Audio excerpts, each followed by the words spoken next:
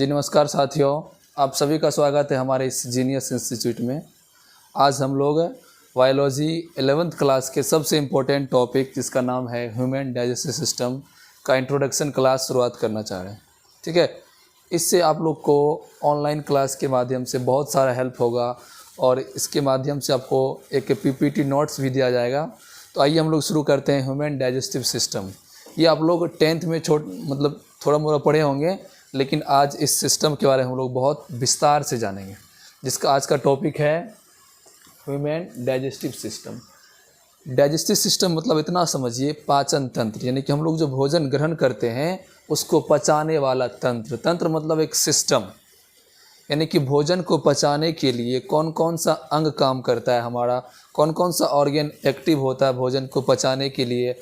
अर्थात भोजन के पाचन के बाद यानी कि डाइजेशन के बाद उसके अंदर जो पोषक पदार्थ हैं जैसे प्रोटीन, कार्बोहाइड्रेट, मिनरल्स, फैट्स वगैरह वगैरह, उसके अवशोषण के लिए भी हमारे पाचन तंत्र में ऐसे कुछ महत्वपूर्ण अंग होते हैं, जिसके बारे में एक एक करके हम आज विस्तार से पढ़ेंगे। तो अब एक सिंपल सा डायग्राम आपके सामने है इस बोर्ड पर। यह है आपको ह्यूमन डाइजेस्टिव सिस्टम का डायग्राम। इसका स्केच हम बताएंगे, पहले आप लोग इस वीडियो के माध्यम से देख लीजिए। आप लोग डायग्राम देखते होंगे, ये आपका पूरा जो गुफा है एक प्रकार का, ये ऑरल कैविटी है।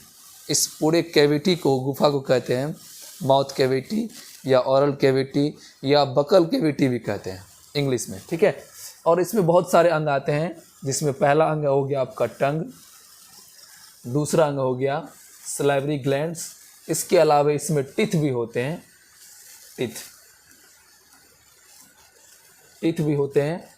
और ये आपका इसके अंदर एपिग्लोटिस होता है। इसके इंटरनल स्ट्रक्चर जब बताएंगे तब आपको बताएंगे एपिग्लोटिस क्या होता है।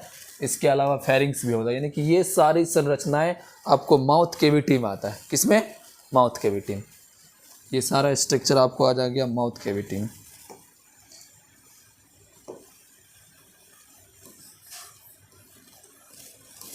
माउथ कैविटी आप लोग पढ़े होंगे थोड़ा मोड़ा 10th क्लास में भी, जिसको हिंदी में कहते हैं मुख गुहा। मुख गुहा कहते हैं इसको हिंदी में। तो मुख गुहा में कितने अंग? सबसे पहला आ गया आपका टंग, दूसरा हो गया टिथ, उसके बाद दो जौ होते हैं। जौ मतलब होते हैं जबड़े, एक ऊपर के जबड़े और एक नीचे के जबड़े। ऊपर का जबड़ा जो होता है वो फिक्स होता है, लेकिन नीचे का जबड़ा मूवमेंट करता है, जिसके दौरान या जिसके हेल्प से हमारा माउथ खुलता है और बंद होता है। समझ में आ गया?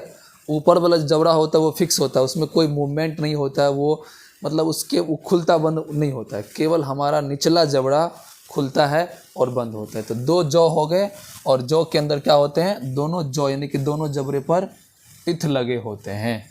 ठीक है, तो ये सारा ऑर्गन आपका आ गया माउथ कैविटी में। जैसे ही हम लोग भोजन लेते हैं, ग्रहण करते हैं, तो हमारा डाइजेस्टिव सिस्टम का सबसे पहला पार्ट यही होता है, माउथ कैविटी। सबसे पहला ऑर्गन क्या है? माउथ कैविटी हमारा ये डाइजेस्टिव सिस्टम का है। ठीक है, इसमें बहुत सारे अंग होते हैं, जैसे टंग हो गए, टीथ हो गए, इसके अलावा सलाइवरी ग्लैंड्स मतलब लार ग्रंथियाँ भी होते हैं। ठीक है, और इसके अंदर एपिग्लोटिस होते हैं। एपिग्लोटिस का क्या काम है आगे हम लोग देखेंगे। तो माउथ कैविटी हो गया, यहीं से डाइजेशन की क्रिया या पाचन की क्रिया शुरू होती है। जैसे हम लोग भोजन लेते हैं तो दांत के द्वारा उसको ग्राइंडिंग किया जाता है, मतलब छोटे छोटे टुकड़ों में तोड़ा जाता है, अर्थात पीसा जाता है। और उसी क्रम में हमारा सलाइवरी ग्लैंड एक्टिव हो जाता है, जो हमारा जिसको बोलते हैं लार ग्रंथि, वो एक्टिव हो जाता है। और लार ग्रंथि सलाइवा सेक्रेट करता है, मतलब लार को छोड़ता है। लार एक लिक्विड सब्सटेंस है जो क्या करता है? भोजन को मुलायम करता है, और उसमें एक एंजाइम्स भी होता है जो भोजन को अच्छी तरह से सॉफ्ट, मुलायम अर्थात पाचन की क्रिया में मदद करता है। ठीक है, यहाँ तक समझ में आया? तो भोजन पहले और माउथ कैविटी में आया, इसके जैसे ही माउथ कैविटी में भोजन आता है, हमारा टंग भी एक्टिव हो जाता है। टंग उसका टेस्ट लेता है। टंग भी आगे बताएंगे विस्तार से। अभी इतना समझिए कि टंग एक प्रकार का सेंस ऑर्गन है, जिसका काम है स्वाद लेना। ठीक है, और टीथ क्या करता है? भोजन को चबाता है और पीसता है। और इसके अलावा सलाइवरी ग्लैंड क्या करता है, सलाइवा सिक्रेट करता है जो भोजन को मुलायम बनाता है। और जैसे ही भोजन माउथ कैविटी में ग्राइंडिंग होता है उसके बाद यहाँ से भोजन एक ट्यूब के द्वारा ये बैग लाइक स्ट्रक्चर अमाशय में आ जाता है जिसको कहते हैं हम स्टमक। माउथ कैविटी से डायरेक्ट भोजन कैरी होता है एक ट्यूब के द्वारा। इस ट्यूब का नाम क्या है, ओइसोफेगस, जिसको आप लोग जानते होंगे कहते हैं ग्रास नली। क्या कहते हैं, ग्रास नली, हिंदी में कहते हैं इसको ग्रास नली, ओइसोफेगस। ये क्या करता है, माउथ कैविटी से भोजन के कण को या टुकड़े टुकड़े किए गए भोजन को क्या करता है, ये कैरी करता है, पहुंचाता है। कहाँ से कहाँ तक, मुख गुहा से अमाशय तक, अर्थात माउथ कैविटी से स्टमक तक पहुंचाता है। ठीक है, यहाँ तक समझ में आया। ये माउथ कैविटी से कहाँ तक पहुंचाता है, स्टमक में पहुंचाता है। अब देखिए स्टमक में क्या होता है, भोजन का पाचन की क्रिया शुरू होती है क्योंकि इसके अंदर ढेर सारा ग्लैंड्स होते हैं जिसको हम लोग कह सकते हैं गैस्ट्रिक ग्लैंड्स। जैसे ही भोजन आया अमाशय में, इसके अंदर से जो जठर ग्रंथियां हैं, गैस्ट्रिक ग्लैंड है, वो क्या करता है, अपना एंजाइम्स छोड़ता है या हार्मोन्स छोड़ता है या एक प्रकार का रस छोड़ता है, जूस छोड़ता है, उसको कहते हैं गैस्ट्रिक जूस या हिंदी में कहते हैं जठर रस। ठीक है, उसके बाद भोजन में क्या होता है, जठर रस मिल जाता है और जठर रस में HCl रहता है। क्या रहता है, HCl, जिसको हम लोग कहते हैं हाइड्रोक्लोरिक एसिड। वो क्या करता है, भोजन को बहुत ज़्यादा अम्लीय बना देता है और भोजन का पाचन या भोजन को लगभग पचा देता है, डाइजेस्ट कर देता है, यानी कि उसके अंदर जो भी कंपोनेंट्स है उसको टुकड़े कर देता है। अब इसके जस्ट इस साइड में रहता है आपका लीवर। ये लीवर आपका ये आपके डाइजेस्टिव सिस्टम का सबसे बड़ा लार्जेस्ट ग्लैंड है। इसके बारे में आगे विस्तार से बताएंगे। लीवर क्या करता है, एक प्रकार का ये भी जूस फॉर्मेशन करता है जिसको कहते हैं बाइल जूस, जिसको हिंदी में कहते हैं अग्न्याशय रस, पीत रस कहते हैं। लीवर क्या बनाता है, पीत रस। लीवर का काम है बाइल जूस यानी कि पीत रस को सिक्रेट करना, बनाना, फॉर्मेशन करना। और इसी के ऊपर एक छोटा सा स्ट्रक्चर होता है जिसको कहते हैं गॉल ब्लैडर, वो स्टोर करता है बाइल जूस को, स्टोर करता है। आगे आपको डायग्राम बताएंगे।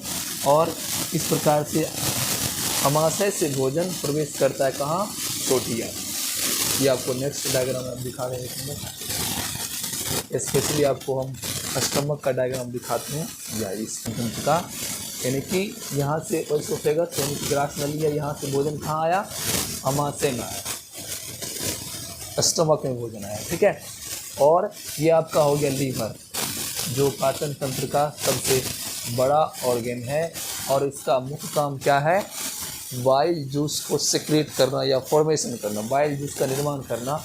और यहाँ एक इस प्रकार का स्ट्रक्चर देख रहे होंगे आप लोग, इसका नाम है गॉल ब्लैडर या हिंदी में कहते हैं इसको पीत की थैली या पित्ताशय कहते हैं। इसी में आपका बाइल जूस स्टोर रहता है। किसमें, ये आपका गॉल ब्लैडर जो है ये आपके बाइल जूस को स्टोर करता है। बाइल जूस को स्टोर करता है, लेकिन फॉर्मेशन कौन करता है, लीवर। फॉर्मेशन मतलब निर्माण करता है, बनाता है। सीधा समझिए कि लीवर जो है आपको बाइल जूस का फैक्ट्री है, प्रोडक्शन हाउस है, और उसका गोदाम हो गया आपका गॉल ब्लैडर। ये गोदाम में स्टोर रहता है और लीवर क्या करता है, उसको बनाता है और गोदाम में स्टोर करता है।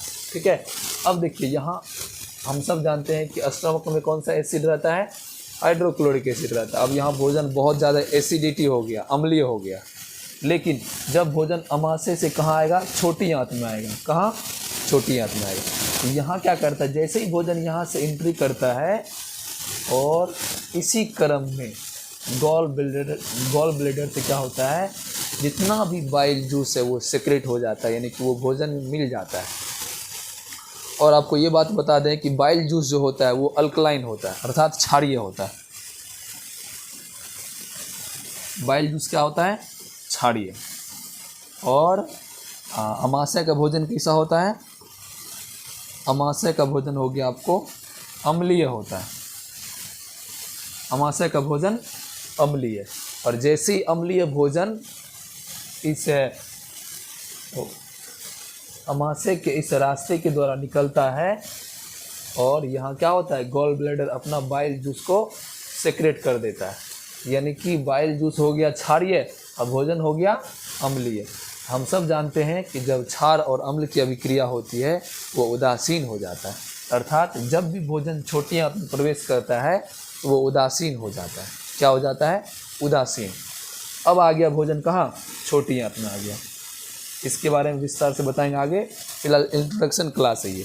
तो छोटी आंत में क्या होता है? भोजन का पाचन होता है और कुछ मात्रा में या अधिक मात्रा में अवशोषण भी होता है। लगभग भोजन का पूर्ण पाचन छोटी आंत में ही हो जाता है और कुछ मात्रा में अवशोषण भी होता है। मान के चलिए यहाँ से पूरा छोटी आंत में भोजन का रनिंग हुआ, और इसके बाद भोजन क्या होता है? बड़ी आंत में प्रवेश करता है। यहाँ से इस एरिया से, इस एरिया को हम लोग कहते हैं सिकम, यानी कि जहाँ छोटी आंत खत्म होता है और बड़ी आंत शुरू होता है उस एरिया को क्या कहते हैं? सिकम कहते हैं, यहाँ लिखा हुआ है। और यहाँ भी एक एरिया है जहाँ अमाशय का ये वाला भाग खत्म होता है और छोटी आंत का भाग शुरू होता है, उसको कहते हैं ड्यूडेनम। क्या कहते हैं? ड्यूडेनम।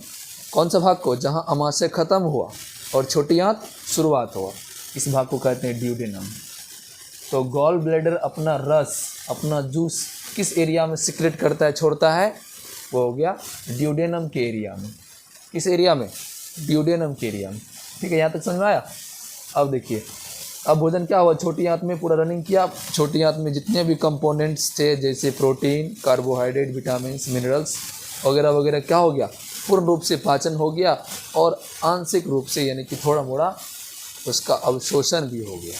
ठीक है, अब भोजन कहाँ प्रवेश किया? बड़ी आंत में। कहाँ? बड़ी आंत में। किस एरिया में? सिक्कम में, यानी कि जहाँ छोटी आंत खत्म होता है और बड़ी आंत शुरू होता है उस एरिया को सिकम कहते हैं। ठीक है, अब देखिए भोजन क्या हुआ? प्रवेश किया बड़ी आंत में।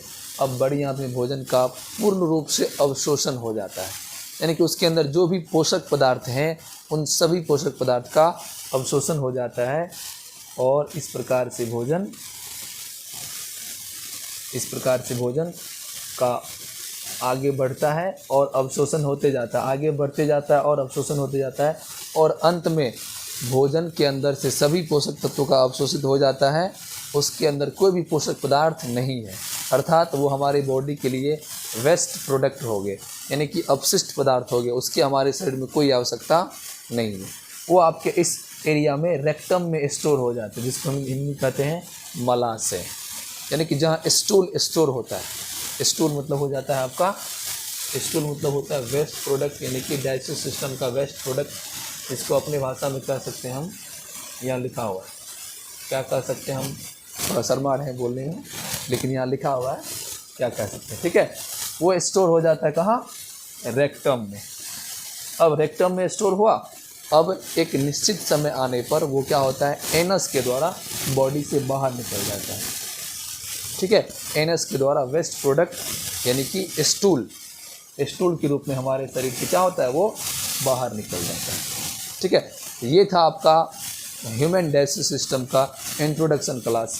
अगले क्लास में हम लोग प्रत्येक पार्ट्स के बारे में, एनाटॉमी यानी कि उसका क्या लोकेशन है, उसका क्या फंक्शन है, उसके कितने पार्ट्स होते हैं, इन सब के बारे में जानेंगे। मिलते हैं अगले वीडियो में, तब तक के लिए आप लोग का फिर से एक बार धन्यवाद।